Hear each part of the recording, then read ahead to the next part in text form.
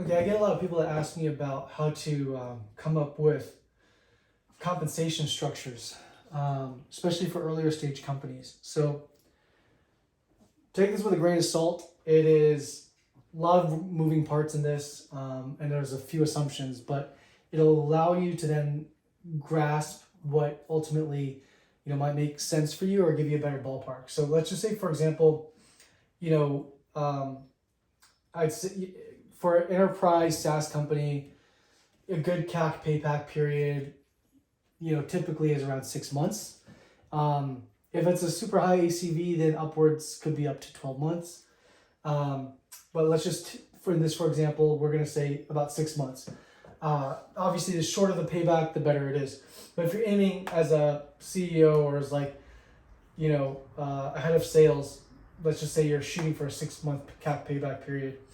Let's just assume, again, your ACVs, this is all unique to the companies, but plug this in as I'm just assuming for easy round numbers.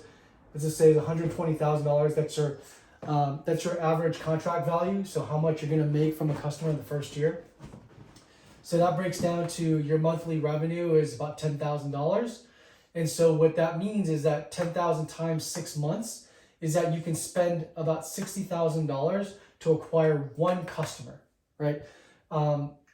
And so how I try to look at that is based on this. So let's just say you have $60,000 now to spend for a single customer. You have that budget to play around with. There's a few things that go into this budget. So it's gonna be fixed cost, variable cost, and then the cost of headcount. Fixed cost is like your tech stack. There's typically, nothing crazy. Variable cost would be like your marketing budgets. Headcount cost would be that's the employees that are involved in the sales process. So if it's an SD or AE, that would go here. So I'm making a few assumptions here, but let's just say the $1,000 is how much you spend on, fixed costs over the course of the 6 months. Let's just say variable cost, you spend $9,000 over the course of 6 months. I'm just again making it rounder numbers, but you can plug that in. So what that gives you is then $50,000 to spend on headcount, right? Right here. As you're subtracting the 9 plus the 1,000 from the 60. Now let's just say, in this case, I am making an assumption of about a 10% commission. This is again something you can plug in, but it gives you an understanding what you can play around with, right? These are all things that you can use at your own discretion. But a 10% commission on the ACV, that's $12,000. So I'm going to subtract the commission from this, which is what I'm trying to figure out is base salaries, right? And in this case, that equates to $38,000. And remember, the payback period is 6 months, so I'm going to divide that by 6, okay? So that gives me about $6,000 a month to play with. But remember, this is only per one customer. Now, let's just say your quota is to get 4 customers a month. In that case, you have $24,000 to play with for allocating towards a base pay for your SDR and AE in this case.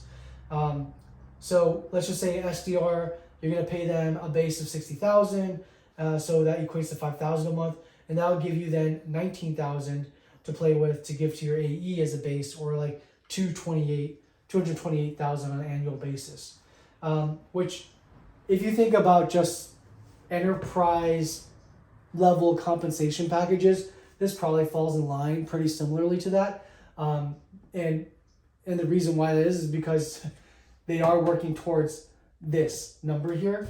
This is what determines the unit economic health of how much you're spending to acquire customers as it relates back to headcount and sales team costs.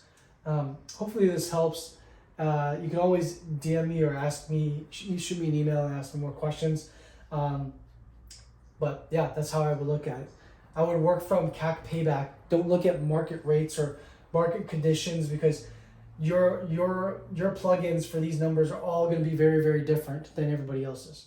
All right, thanks.